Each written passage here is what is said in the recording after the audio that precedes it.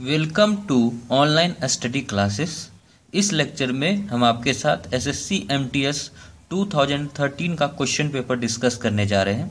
इसमें मुख्य रूप से हम जो है आपके साथ सेंटेंस को इम्प्रूवमेंट करने वाला क्वेश्चन देखेंगे। ये आपका जो है सेट 3 होगा। सेट 1 जो है हमने आपके साथ कॉमन एरर का प्रॉब्लम डिस्कस किया था। सेट 2 में भी हमने आपके साथ एक सेट मतलब कंप्लीट जो है 10 क्वेश्चन कॉमन एरर का डिस्कस किया था। और ये सेट 3 में जो है हम आपके साथ कुछ अंडरलाइंड जो है पार्ट रहेंगे। ये इंग्लिश का पार्ट है, तो इसमें जो है आपको इम्प्रूव करना है कि उसमें अगर कोई एरर होता है तो उसको आपको इम्प्रूव करना है। ठीक है, तो चलिए स्टार्ट करते हैं। कह रहा है डायरेक्शन क्या दे रहा है, निर्देश क्या दे रहा है कि improve the underlined part of the sentence if needed. अगर जरूरत है तो अंडरलाइन पार्ट को आपको जो है इम्प्रूव करना है, उसमें सुधार करना है अगर कुछ गलती होती है तो ये जो है आपका 2013 के एमटीएस पेपर में 5 क्वेश्चन आया हुआ था। तो चलिए उन सारे क्वेश्चन को डिस्कस करते हैं और एक आइडिया लेते हैं कि किस तरह का क्वेश्चन आपके एसएससी एमटीएस के एग्जामिनेशन में पूछा जाता है। तो फर्स्ट क्वेश्चन है कि he proved himself unique for he refuse to go with the tide. देखिए उसने जो है अपने आप को यूनिक प्रूफ करने का कोशिश किया। He refuse to go with the tide. देखिए गो विद द टाइड जो है एक प्रकार का आप कह सकते हैं कि फ्रेज है कि मतलब टाइड के साथ जाना। टाइड आप लोग जानते हैं ना, समुद्र में टाइड आता है। तो गो विद द टाइड मतलब होता है कि अधिकांश जो अन्य लोगों के विचारों से सहमत होना। अगर गो विद द टाइड मतलब अधिकांश लोग जो कह रहे हैं उसी विचारों को आप सहमत हैं तो आप टाइड के साथ जा रहे हैं, गो विद द टाइड। अगर कोई लिखता कि गो अगेंस्ट द टाइड, देखिए ऑप्शन में दिया हुआ है go against the tide. Go against the tide का क्या मतलब है कि जो लोग अधिकांश लोग जिस बातों को लेकर आप सहमत हैं उनसे आप जो है असहमत हैं, मतलब अधिकांश अन्य लोगों के विचारों से असहमत होना, तो उसको बोलते हैं गो अगेंस्ट द टाइड। इसको लिख देते हैं। गो विद द टाइड का क्या मतलब है कि अधिकांश अन्य लोगों के विचारों से सहमत होना। अधिकांश अन्य लोगों के विचारों से सहमत होना। अगर अन्य लोगों के विचारों से अगर आप सहमत होते हैं तो आप क्या हैं, गो विद द टाइड है। अगर असहमत हैं तो गो अगेंस्ट द टाइड है। तो देखिए इस सेंटेंस में अगर पूरा देखा जाए तो ही प्रूव्ड हिमसेल्फ यूनिक, उसने अपने आप को यूनिक साबित करने का कोशिश किया। किसके द्वारा कि ही रिफ्यूज, उसने अस्वीकार कर दिया जो अधिकांश लोगों के जो विचार थे उन विचारों से जिससे कि अधिकांश लोग सहमत थे जिन विचारों को लेकर, उसने उस विचारों से अपना असहमति जाहिर किया। ही रिफ्यूज कर दिया। क्यों?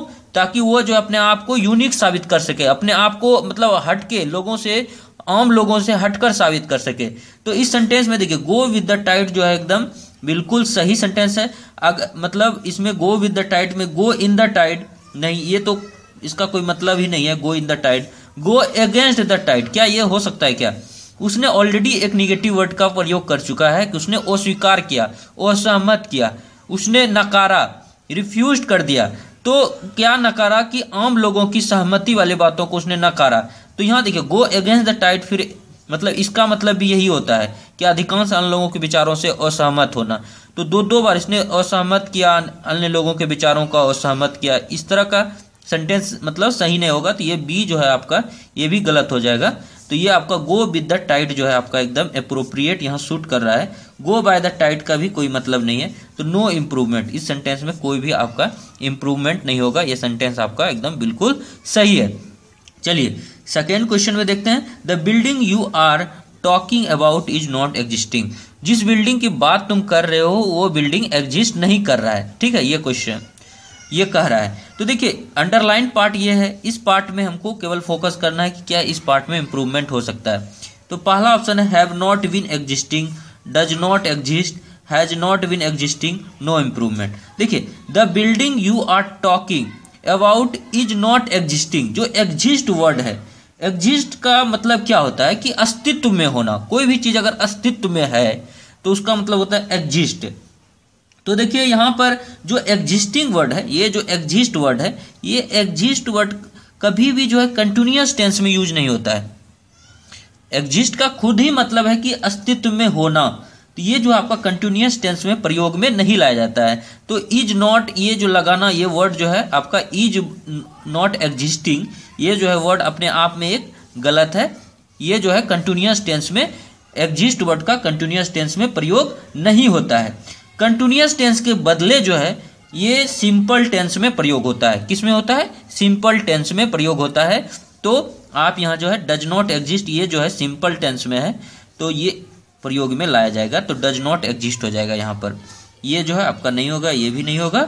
और क्या है यहाँ, क्या बोले हम, इसमें क्या रूल है कि जो एग्जिस्ट वर्ड है, ये एग्जिस्ट वर्ड कंटिन्यूअस टेंस में प्रयोग में नहीं लाया जाता है। किस में लाया जाता है? सिंपल प्रेजेंट टेंस में, यानी कि प्रेजेंट टेंस में, सिंपल टेंस में आपका प्रयोग में लाया जाता है। तो यहाँ पर क्या होगा? डज नॉट एग्जिस्ट होगा, इज नॉट एग्जिस्टिंग के बदले।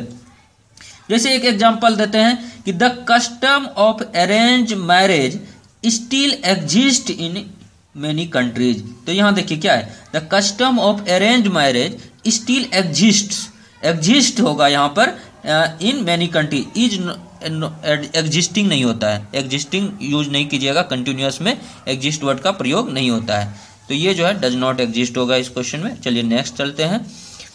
His lecture was banned, his lecture was banned because of वेंथ। देखिए उसका लेक्चर को बैन कर दिया गया। बैंड मतलब क्या होता है?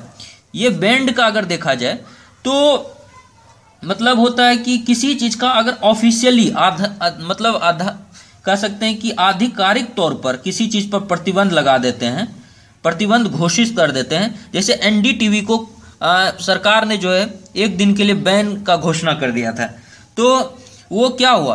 बैन मतलब क्या, मतलब सरकार ने मतलब आधिकारिक तौर पर जो है उस पर प्रतिबंध घोषित लगता है, तब उसको बोलते हैं बैन करना। किसी चीज पर बैन लग गया, जैसे कि इंडिया में अगर जहां सरकार चाहे तो कास्ट सिस्टम पर बैन कर सकती है, तो मतलब उस पर क्या होगा कि कास्ट सिस्टम पर जो है आधिकारिक तौर पर जो है प्रतिबंध लगाएगा। तो इस तरह का जो मतलब कह सकते हैं ऑफिशियली रूप से अगर किसी चीज पर प्रतिबंध लगे तो उसको बैन कहते हैं। लेकिन अगर जो इस तरह से नॉर्मली कैंसल हो, जैसे लेक्चर जो है क्या होगा कि कैंसल होता है, तो उसको बोलते हैं कॉल्ड ऑफ। कॉल्ड ऑफ मतलब होता है कैंसल करना, किसी भी चीज को कैंसल करते हैं तो उसे बोलते हैं कॉल्ड ऑफ, कैंसल समथिंग। तो यहाँ पर जो है कॉल्ड ऑफ का मतलब होता है किसी चीज को कैंसिल करना, तो कॉल्ड ऑफ होता है कैंसल समथिंग। तो his lecture was called off because of went, तो उसका लेक्चर जो वेंट के कारण से जो है कैंसिल कर दिया गया। तो यहाँ बैंड नहीं होगा, यहाँ बैंड जो है बहुत बड़ी बातें हैं, मतलब आधिकारिक तौर पर किसी चीज पर प्रतिबंध लगाने की बातें यहाँ नहीं हो रही है, इसलिए यहाँ पर बैंड का आप लोग प्रयोग नहीं करेंगे। यहाँ पर कॉल्ड ऑफ जो है एकदम सही वर्ड है। डिस्टर्ब मतलब क्या होता है कि मतलब किसी को आप डिस्टर्ब कर रहे हैं, मतलब उसको काम करने से रोक रहे हैं। इंटरप्ट मतलब होता है कि कोई बोल रहा है, उसको बोलने में आप जो है बाधा उत्पन्न कर रहे हैं, तो वो इंटरप्ट करना होता है। तो यहाँ the lecture was called off होगा, यानी कि कैंसल समथिंग होगा, तो ये कॉल्ड ऑफ जो है आप टिक कीजिएगा। चलिए फोर्थ और फिफ्थ दो क्वेश्चन और देखते हैं। 5 क्वेश्चन पूछा गया था, ठीक है। तो some people garner new experiences after retirement. मतलब गार्नर मतलब क्या होता है कि इकट्ठा करना, कोई भी चीज का इकट्ठा करना। तो कुछ लोग क्या करते हैं कि मतलब रिटायरमेंट के बाद न्यू एक्सपीरियंसेस को, अनुभव को जो है इकट्ठा करते हैं, इकट्ठा मतलब एक्सपीरियंस को कलेक्ट करते हैं, इकट्ठा करते हैं। तो यहाँ देखिए एपिसोड्स है, नए नए एपिसोड को इकट्ठा करते हैं, नहीं।